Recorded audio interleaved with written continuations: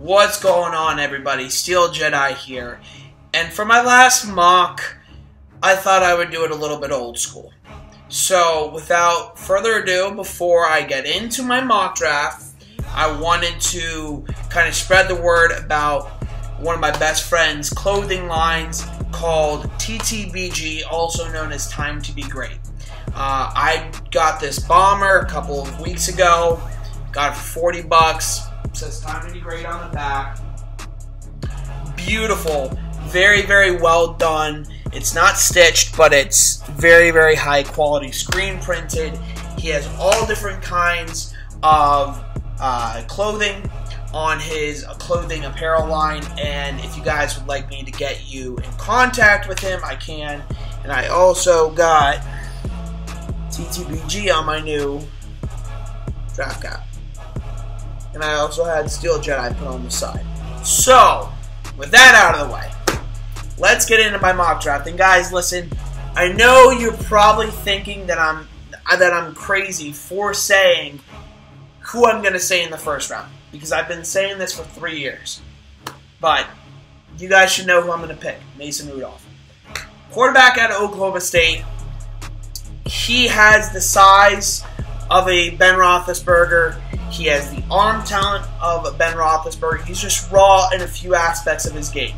So, you know, bringing him in when he's going to be probably the best player available, and yes, I said the best player available, not inside linebacker. Rashaan Evans and Leighton Vander Esch will most likely be gone. Furthermore, they both have injury issues.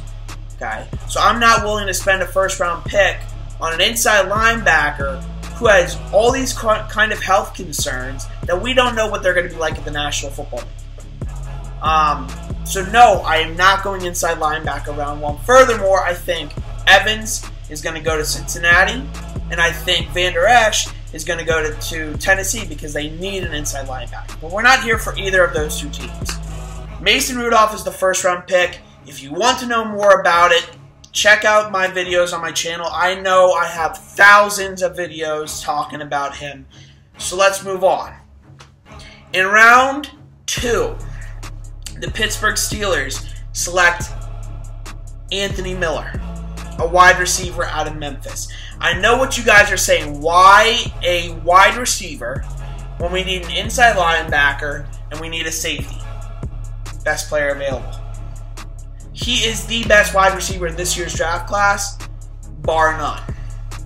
You watch his tape and it says he's the best receiver in the entire draft class. I'll give a huge shout out to the Louis T Network, who did his typical draft 101 prospect breakdowns, and all the points that he made about Anthony Miller in there are spot on. Go watch that video. It makes more sense after you watch that video. And you might be asking, why wide receiver? Well, first of all, why would we bring in Christian Kirk for a pre-draft visit if we're not looking at wide receiver? Furthermore, other than AB and Juju, and maybe Martavis, who do we have behind them? Eli Rogers? Okay, he should not be on this football team. He shouldn't even be the number 3 or the number 4. Darius Hayward-Bay, he's been a bust since he got into the league. Justin Hunter, what has he done for us? Nothing! Anthony Miller in round 2 is a huge steal, and somebody who could come in and make a push to push Martavis Bryant out of his starting spot, move Juju outside, and put Anthony Miller in the slot. We know it's a possibility. We don't know what's going to happen with Martavis Bryant. Martavis Bryant has either been injured or smoking dope his entire career with Pittsburgh. And I love the talent that he possesses. But he's too inconsistent, and he can never stay on the field, one way or another. So we need to move past him. Okay? Now, the third round starts out with a trade. The Pittsburgh Steelers trade their one of their 5th round picks and one of their 7th round picks and a 3rd round pick in 2019 to the Indianapolis Colts for their 3rd round selection. In which, in that 3rd round selection, the Pittsburgh Steelers draft Shaquem Griffin. the inside linebacker out of UCF. We got to get in front of the Seattle Seahawks in round 3 because you know they want to try and pair the brothers back up again. But regardless, Shaquem Griffin can come in. He was a former safety, so you know he's got coverage skills, even though he really only has one hand. And he didn't play a ton of inside linebacker, but with the speed and the athleticism that he has, and high football IQ that he possesses, and the versatility that he possesses, that's another thing that the Pittsburgh Steelers love, is versatile football players. You look at T.J. Watt. T.J. Watt could play inside or outside, but we drafted him as an outside linebacker, but he has dropped back in coverage. Same thing with Bud Dupree when we drafted him. Same thing with Sean Davis. He was a corner and a safety. You know, Javon Hargrave, he was a defensive tackle and a nose guard. So, they love these versatile players. Troy Polamalu, when we drafted him way back, okay, he was a safety, a corner, and inside. He played a lot. Not comparing Shaquem at all to the Tasmanian Devil, but what I'm saying is they love versatile players. Juju Smith-Schuster, it's another example, but that's on the offensive side of football. So Shaquem Griffin, now you got your inside linebacker to work in rotation with John Bostic, and yes, I do think he lasts to the top of round 3. Reaching for him in the bottom of round 2, I'm not really ready to say that right now. But we still have another pick in the 3rd round. Keep in mind, now our picks are 1 more in the 3rd round, 1 in the 5th, and 1 in the 7th.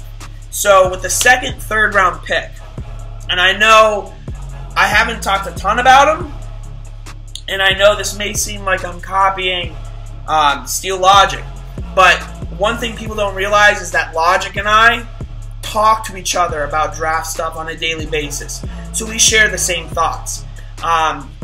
The 2nd pick in the 3rd round, the Pittsburgh Steelers select Terrell Edmunds, brother of Tremaine Edmunds. He's a safety. Terrell is a safety / linebacker from Virginia Tech. It has been put on record that Mike Tomlin has said that he loves Terrell Edmunds. And yet again, he's another versatile football player. He played inside linebacker all the way up to last year where they switched him to safety. Almost the exact opposite of Shaquem Griffin. So now you bring in 2 very, very versatile, underrated prospects in this year's draft on the defensive side of the football, and now you can fix your team. John Bostic and Griffin can work in rotation. If you need to push Terrell Edmunds down for a couple of plays at the inside linebacker position, he can. And chances of him starting year 1, very slim. Very slim, because we have Sean Davis and we have Morgan Burnett, and we just brought in Nat Burhay. So we don't need to address the safety position until round 3. And I know, Hackett, you're not going to like that. I know you want Reed. Very, very bad. But it's my mock draft. So let's move on so I don't have this video be too long for you guys. I just thought I would do it old school, me in front of the camera, so you can kind of get and kind of guess how I feel about a certain prospect instead of trying to type everything out. You can still type things out in the comment section below. Just know, if you're being a troll, I'm going to troll you back. Plain and simple. So, with the 5th round selection, the only 5th round selection we have now, the Pittsburgh Steelers select Troy Fumagalli, tight end, out of Wisconsin. Yeah, I know. Similar to a lot of mock drafts. Okay, Troy Fumagalli, believe it or not, was a top-tier tight end going into last season. But because of a couple of injuries and bad quarterback play and, you know, the emergence of their freshman running back, Taylor, who's going to be insane for them, you know, he got less reps and he wasn't looked at as enough. But he's a very, very solid tight end who we can bring in and can compete with Vance McDonald and Jesse James and Xavier Grimble for that number 1 or number 2 spot. He's a young guy. We don't know how we're going to, you know, do Jesse James' contract next year because this is the last year of his contract. So, you know, we got to start thinking about maybe bringing in another tight end. So, skipping forward, 7th round pick. A lot of people don't know about him. Just like Tano Passanio up until the draft last year, nobody really knew a whole lot about him from Villanova.